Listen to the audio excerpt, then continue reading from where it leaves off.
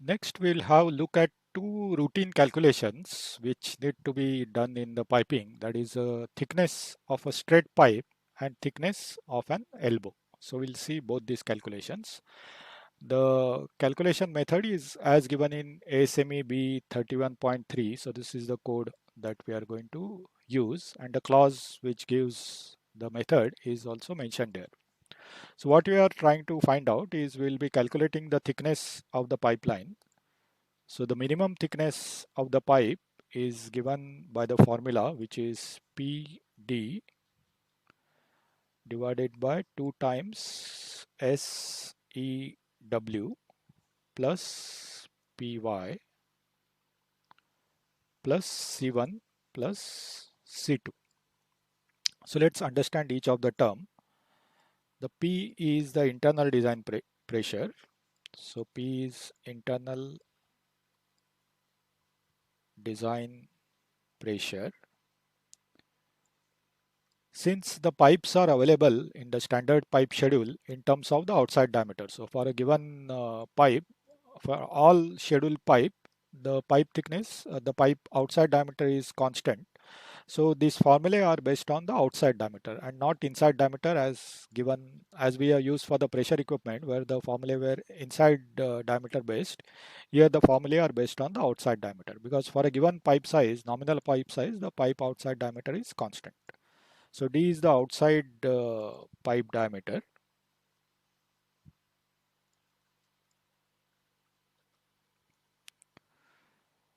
S is the allowable stress. So allowable stress at design temperature. So whatever may be your pipe design temperature. So at that temperature, the design code will give you what is the allowable stress. E is known as joint quality factor. So this joint quality factor depends on the pipe, whether it is welded pipe or seamless pipe. Y is known as design coefficient. So this Y is a design coefficient which is given in table 304.1.1 of the code. We'll have a look at that particular table. So this table takes care of the effect of temperature as well as the outside diameter based calculation. So this is the table which is available in ASME B31.3 code for the factor Y which we are going to use. So if you look here, the factor Y depends on the type of material, whether it's ferritic steel or austenitic steel, and it also depends on the temperatures. So for temperatures below 482 degrees centigrade, the numbers which are in parentheses are in Fahrenheit, and outside the parentheses those are in degree centigrade. So below 482 degrees centigrade, you are having this factor as zero point 0.4 for ferritic steels, which are the most of the carbon steel and alloy steel will fall in this range. And as the temperature increases, this particular factor also increases. Y factor we are getting from the table. The C1 factor is the corrosion allowance. So it is about 1.6 millimeter in general if it is not given for carbon steel materials. And if it is a stainless steel material, it is considered, is generally taken as 0 unless you have very corrosive fluid that you are handling. The C2 is known as is if you have threaded pipe, then this is depth of thread. So if you are going to machine out your pipe thickness for some reason, mostly for threading purpose, then that also you need to add in addition to the required pressure thickness. And factor W is the factor which accounts for elevated temperature effect. So this is elevated temperature factor. Basically in the creep region, you have to take effect of the creep. So this factor is equal to 1.0 for temperature less than 510 degrees centigrade, and this factor is equal to 0.5 for temperature greater than or equal to 815 degrees centigrade. So in between 510 to 815, so in between you will have to interpolate. So in between you have to linearly interpolate.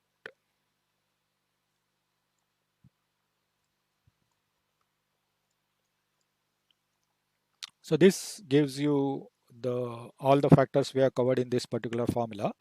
This gives you the T minimum or the minimum required thickness of the pipe. Usually you require the nominal thickness because the pipe schedule gives you nominal thickness. So we can write this particular formula in terms of the nominal thickness. So T nominal would be given as PD divided by 2 ACW plus PY.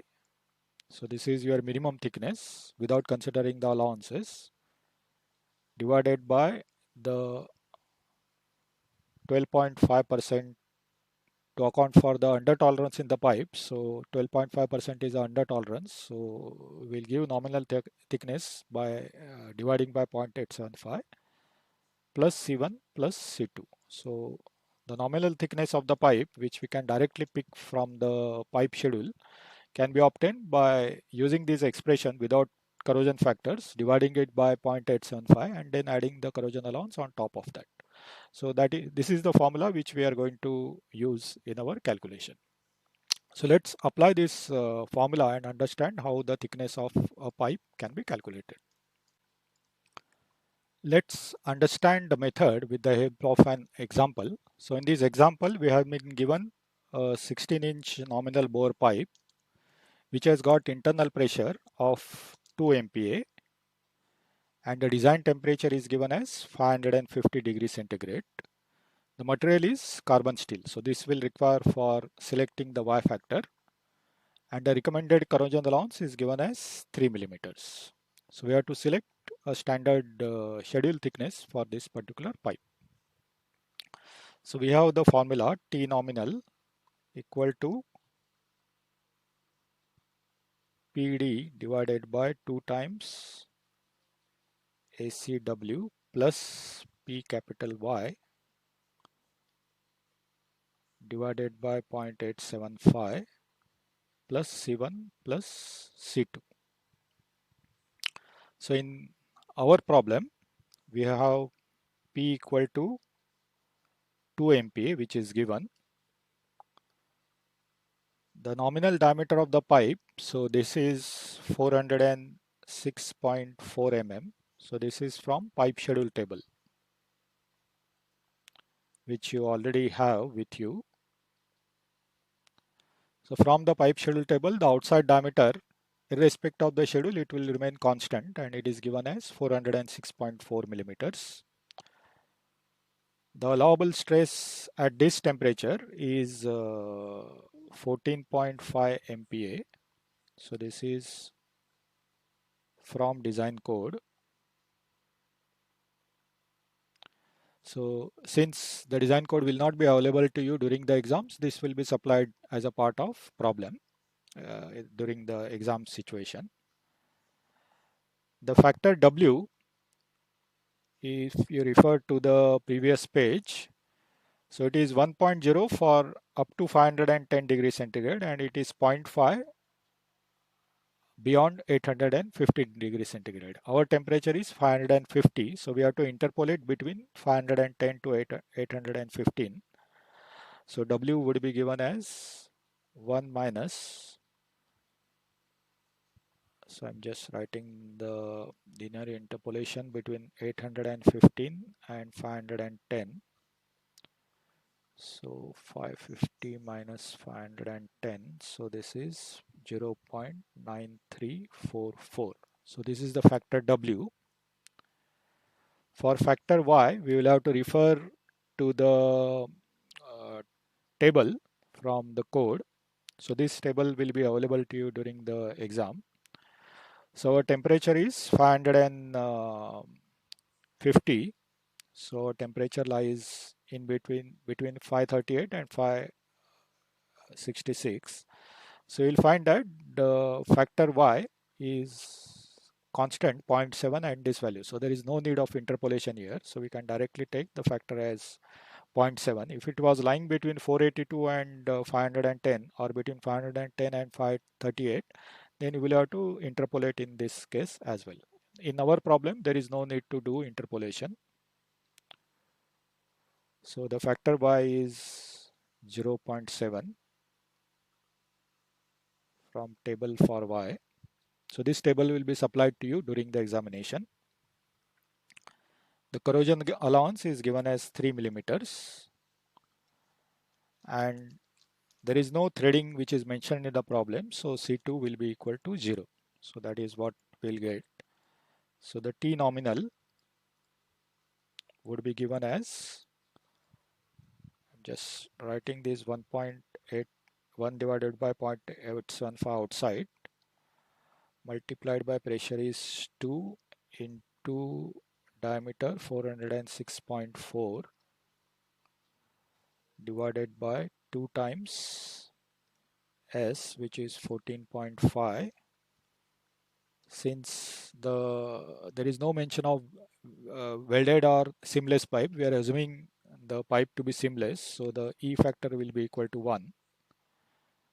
So I'll just write here that uh, E equal to 1, assuming seamless.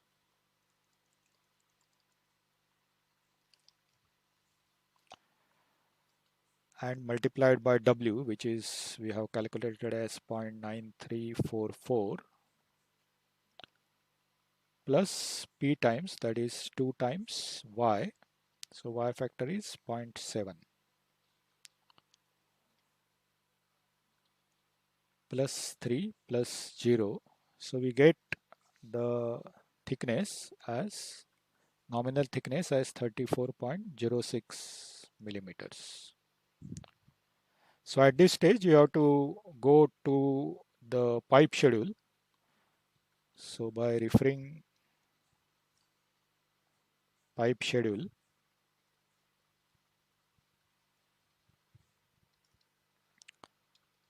selected